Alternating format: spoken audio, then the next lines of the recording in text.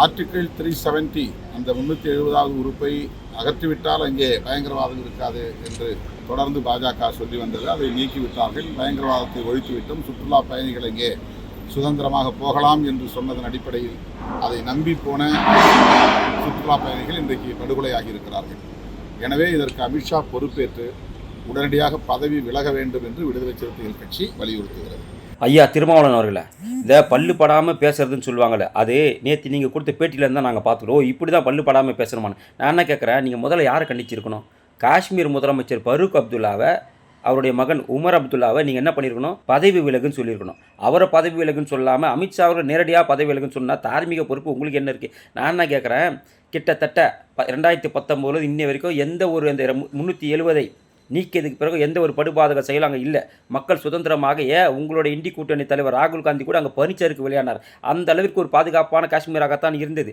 ஆனால் என்னைக்கு காஷ்மீரில் இந்த உமர் அப்துல்லாவுடைய ஆட்சி அமைந்ததோ அன்று தீவிரவாதிகளின் அட்டகாசம் அங்கே அதிகமாகிடுச்சு. அது மட்டும் இல்லாமல் நீங்கள் பேசுகிறீங்க ஆர்எஸ்எஸ் பயங்கரவாதம் வாயில் வரும், இந்துத்துவ பயங்கரவாதம் உங்கள் வாயில் வரும், பாஜக பயங்கரவாதம் உங்கள் வாயில் வரும். ஆனால் என்றைக்காவது உங்கள் வாயில் பாகிஸ்தான் பயங்கரவாதம் வந்திருக்கா? இஸ்லாமிய பயங்கரவாதம் வந்திருக்கா? ஏன்னா வராது. ஏன்னா சிறுபான்மையினர் ஓட்டுக்காக நீங்கள் கையேந்தி நிற்பவர்.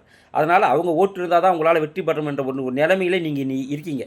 அந்த ஒரு காரணத்துக்காக தான் சிறுபான்மையினர் என்ன, அதாவது பாகிஸ்தான் பயங்கரவாதி என்ன பண்ணாலும், ஆப்கானிஸ்தான் பயங்கரவாதி என்ன பண்ணாலும், பங்களாதேஷ் முஸ்லீம் என்ன பண்ணாலுமே கண்டும் காணாதது போல் நீங்கள் இருக்கிறீங்க. இதே செயலை 26 பேர் முஸ்லீமாக இருந்திருந்தால் உங்களுடைய எண்ணம் என்னவாக இருந்திருக்கும்? நீங்கள் தமிழ்நாட்டில் என்னென்னலாம் ஆர்ப்பாட்டம் பண்ணியிருப்பீங்க, என்னென்னலாம் போராட்டம் பண்ணியிருப்பீங்க, எத்தனை அறிக்கை விட்டுருப்பீங்க, எத்தனை கலவரம் நடந்திருக்கும். ஆனால் கொல்லப்பட்டது அப்பாவி இந்துக்கள். அது எப்படி கொல்லப்பட்டார்கள் தெரியுமா?